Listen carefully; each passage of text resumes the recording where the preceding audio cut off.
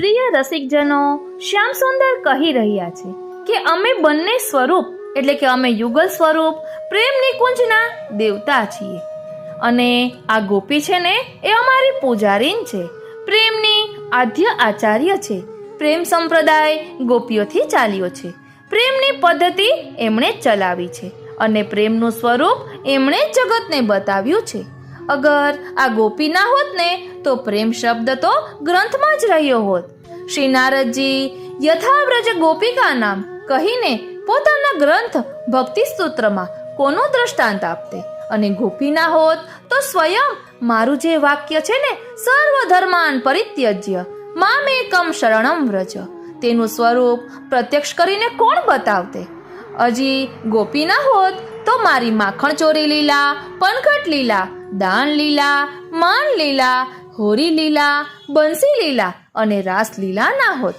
રસિકજન લૂંટી જશે અને સ્વયં હું આખો છું તે અડધો રહી જાત, પૂર્ણતમ સ્વરૂપથી ન્યૂનતમ થઈ જાત. અને કદાચ ગોપી ના હોત ને તો ભક્તિ યુવતીથી પાછી વૃદ્ધા જ ધારણ કરી લેત, એટલે કે વૃદ્ધ જ થઈ જાત. એટલે જ નારદજીએ ભક્તિને કહ્યું છે ને કે વૃંદાવનસ્ય સંયોગાત પુનસ્ત્વમ તરુણી નવા, ધન્યમ વૃંદાવનમ તેન ભક્તિ નૃત્યતિ યત્ર ચ. વાલા વૈષ્ણવો, જય શ્રી કૃષ્ણ. અહીં સ્વયં શ્યામ સુંદર કહી રહ્યા છે કે આ પ્રેમને મેળવીને પછી કંઈ પણ મેળવવાની ઈચ્છા નહીં થાય. તો એવા તે ક્યાં પ્રેમની વાત અહીં શ્રી ઠાકોરજી કરી રહ્યા છે? શ્રી વ્રજ પ્રેમ પ્રશંસા લીલા.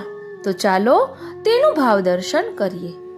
વાલા વૈષ્ણવો, જય શ્રી કૃષ્ણ. હું માનાતુરી આપ સર્વે વૈષ્ણવોનું આજના આ અલૌકિક સત્સંગમાં હાર્દિક સ્વાગત કરું છું.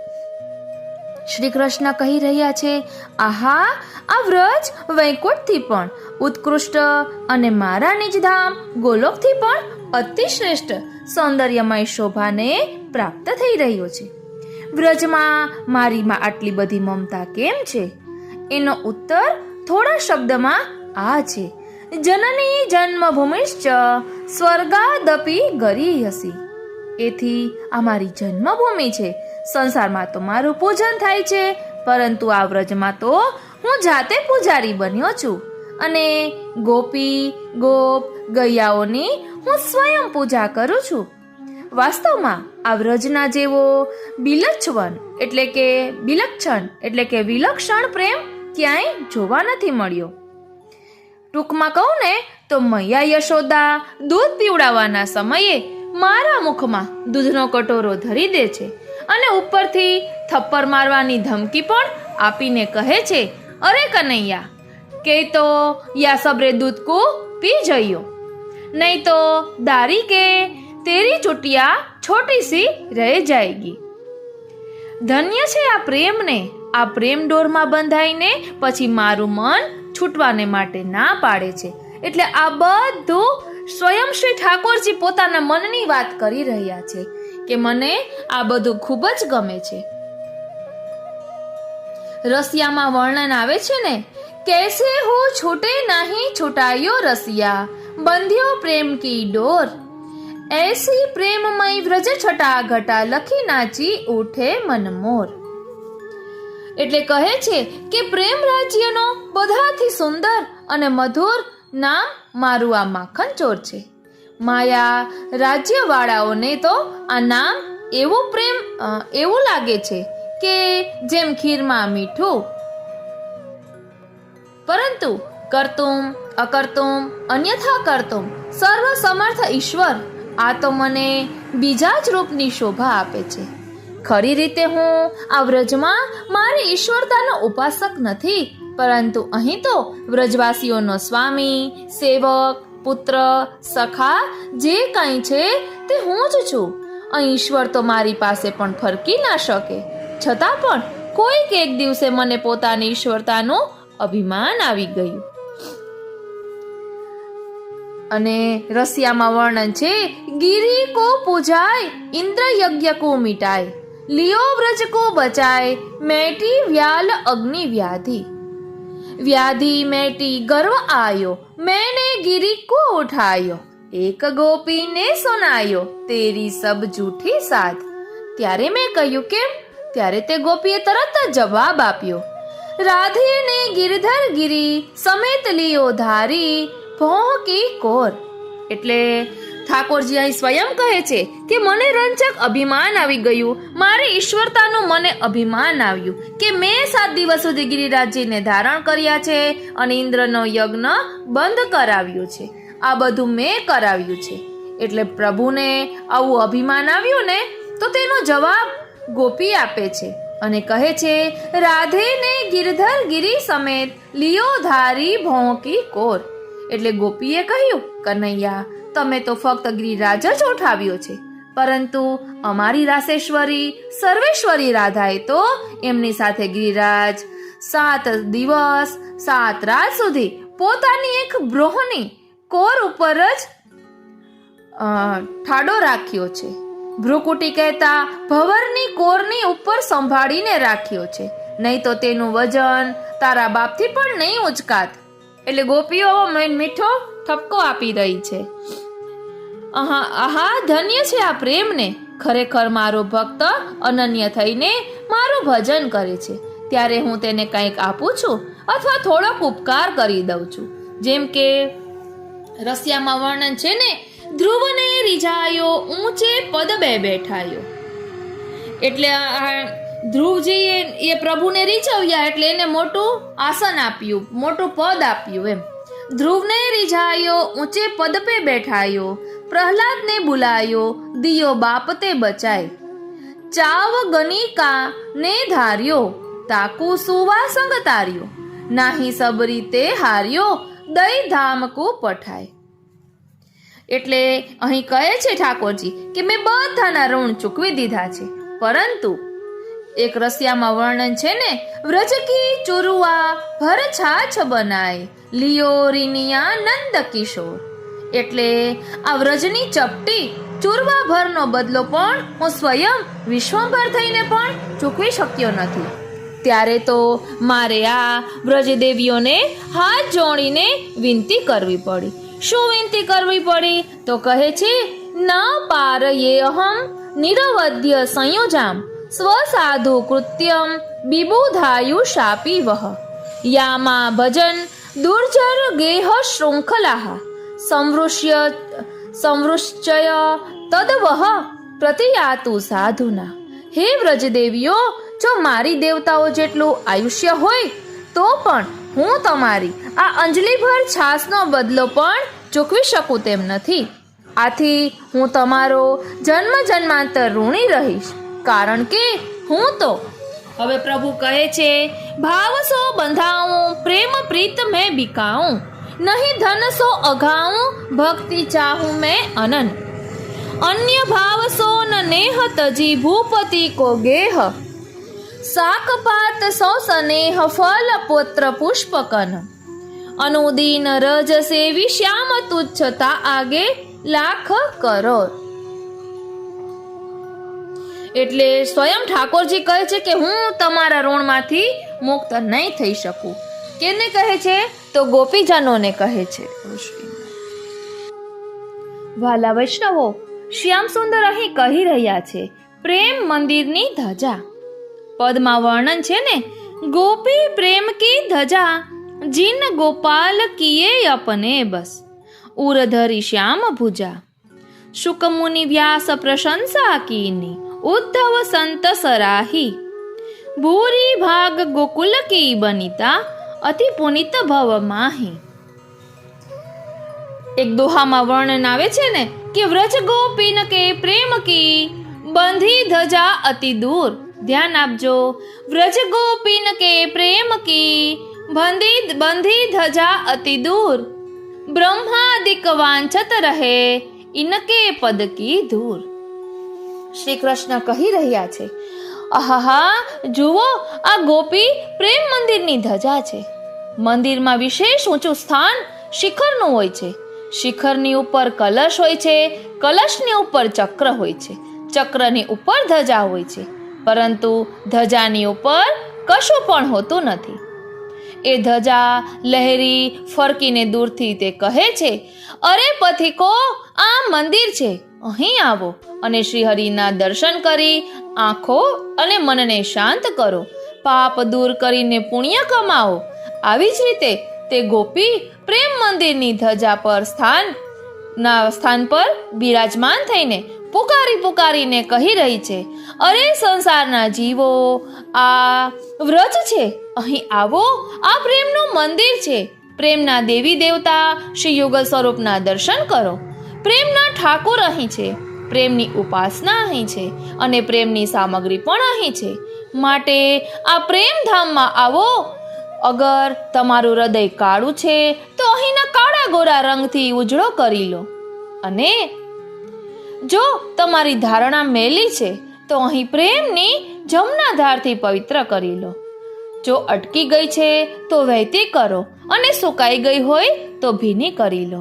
આ શ્રી વૃંદાવનમાં પ્રેમ નદી ચારે તરફ વહી રહી છે, તેમ આમાં ડૂબકી મારીને પાપ રહિત થઈ જાઓ. ગોપી ટેરીને કહી રહી છે. શું કહે છે? 3 લોક 14 ભુવન, પ્રેમ કહું ધ્રુવ નાહી. 3 લોક 14 ભુવન, પ્રેમ કહું ધ્રુવ નાહી. પર જગમગ વે રહ્યો, रूप सो श्री वृंदावन बाही. और ढूंढी फिरे त्रिलोक जो, मिलत कहूँ हरि नाही. पर प्रेम रूप दो एक रस, बसत निकुंजन माही. ઓ શ્રીનાથજી, હવે અહીં શું કહે છે ગોપીજનો? કે અમે બંને સ્વરૂપ પ્રેમ નિકુંજના દેવતા છે. એટલે અને આ ગોપી અમારી પૂજારીન છે.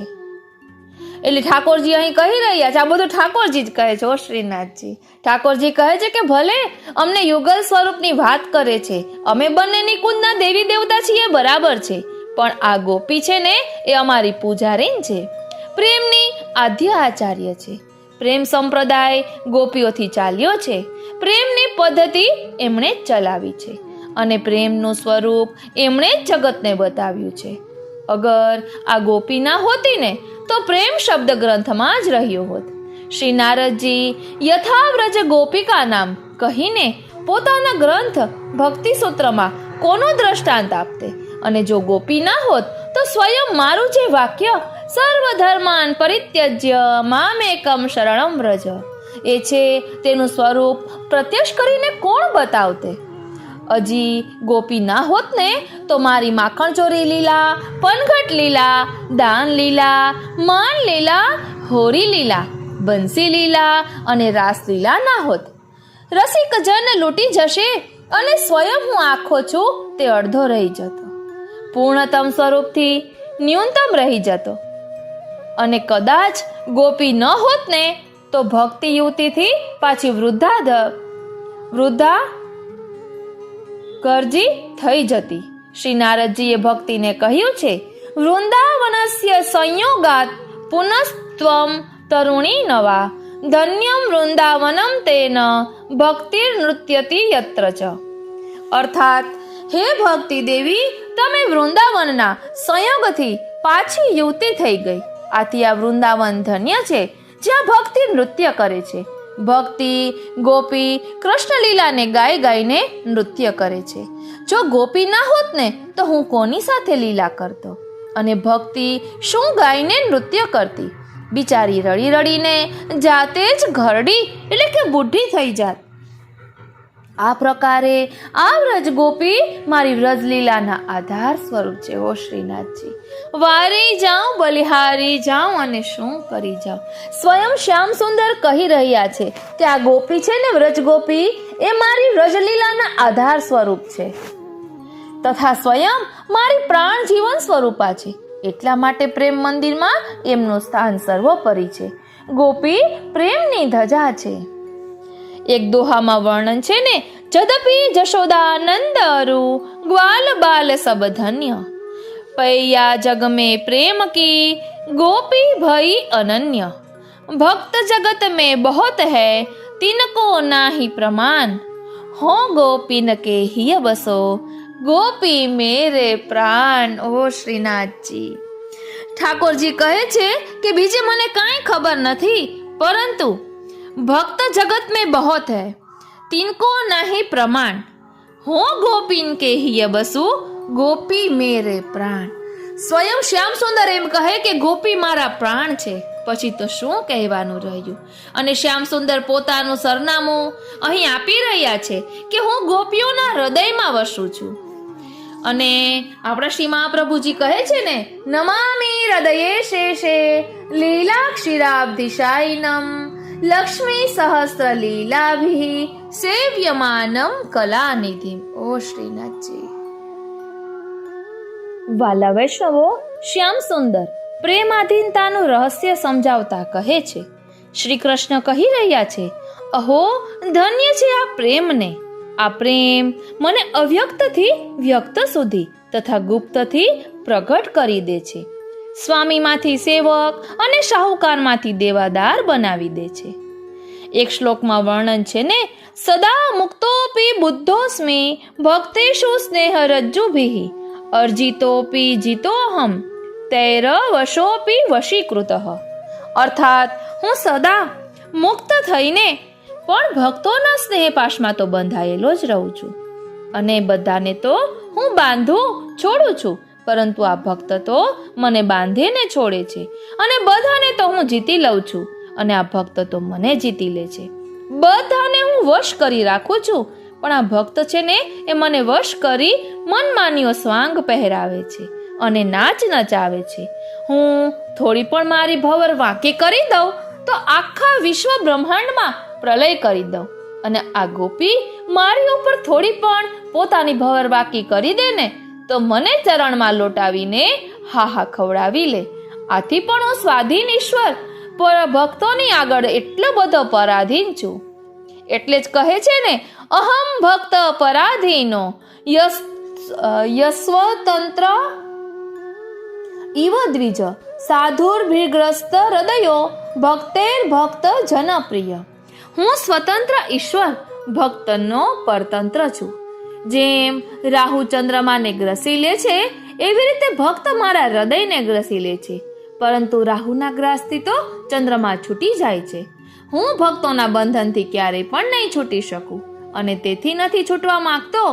અને રાહુ તો ચંદ્રમાને માટે દૂષણ સ્વરૂપ છે, પરંતુ ભક્ત તો મારા મસ્તકનું ભૂષણ સ્વરૂપ છે. રાહુ ચંદ્ર માટે દુઃખદાયી છે, પરંતુ ભક્ત તો મને સદા સુખદાયી છે. અને રાહુ તો ચંદ્રમાની જ્યોતિને મલિન કરી નાખે છે, પરંતુ ભક્ત તો મારા મહિમાને 100 ગણી 1000 ગણી પ્રકાશિત કરી આપે છે. ભક્તોની હું રક્ષા કરું છું, ત્યારે ભક્ત પણ મારી નાસ્તિકોથી રક્ષા કરે છે. મારું બધું કલ્યાણ ગુણ ગણ ભક્તોને માટે છે, અને ભક્તોનો શ્વાસ મારા માટે છે. બીજાઓને માટે હું સરખો સમાન છું, પણ ભક્તોનો તો પૂરો પક્ષપાતી છું. વારી જાઉં બલિહારી જાઉં અને શું કરી જાઉં. એક વર્ણન આવે છે ને કે સમોહમ સર્વભૂષેષુ ન મે દ્વેષ્યસ્તિ ન પ્રિય યે ભજંતી તું મામ ભક્ત્યા મયી તે તેષુ ચાપ્યહમ. અર્થાત બધા પ્રાણી માત્રમાં મારી સમાન દ્રષ્ટિ છે. ના કોઈ મને પ્યારો છે, ના કોઈ મારો દુશ્મન છે, પરંતુ જે કોઈ મારું ભજન કરે છે ને એનું હું ભજન કરું છું.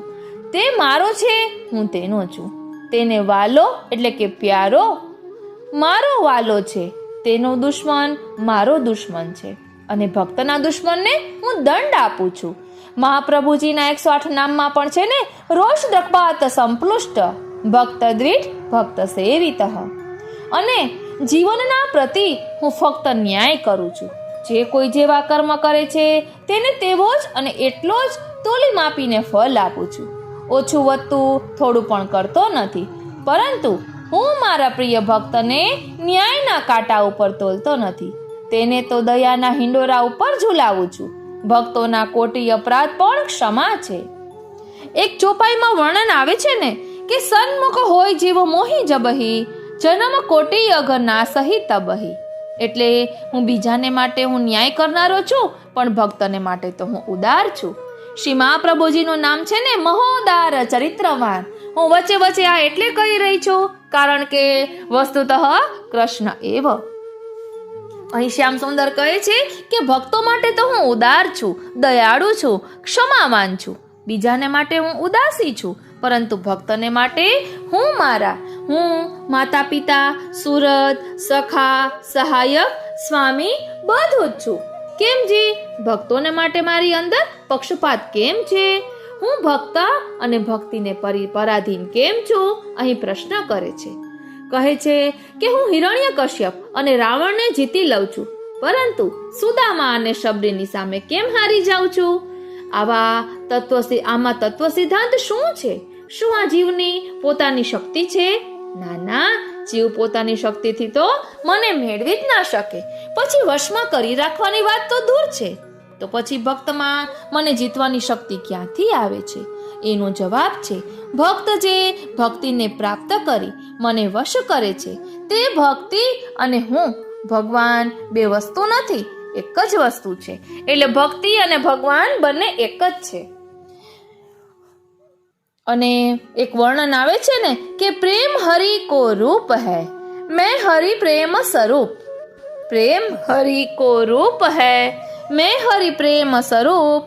એક હોય દ્વે યો લસે, જ્યો સૂરજ અરુ ધૂપ.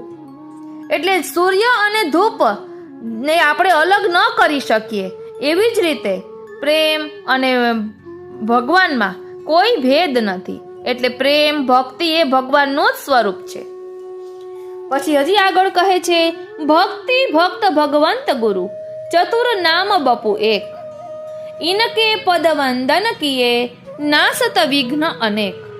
ધ્યાન આપજો, ભક્તિ ભક્ત ભગવંત ગુરુ, ચતુર નામ બપુ એક. ઇનકે પદ વંદન કિએ, નાસત વિઘ્ન અનેક. ભક્તિ મારી શક્તિનું પરિણામ છે.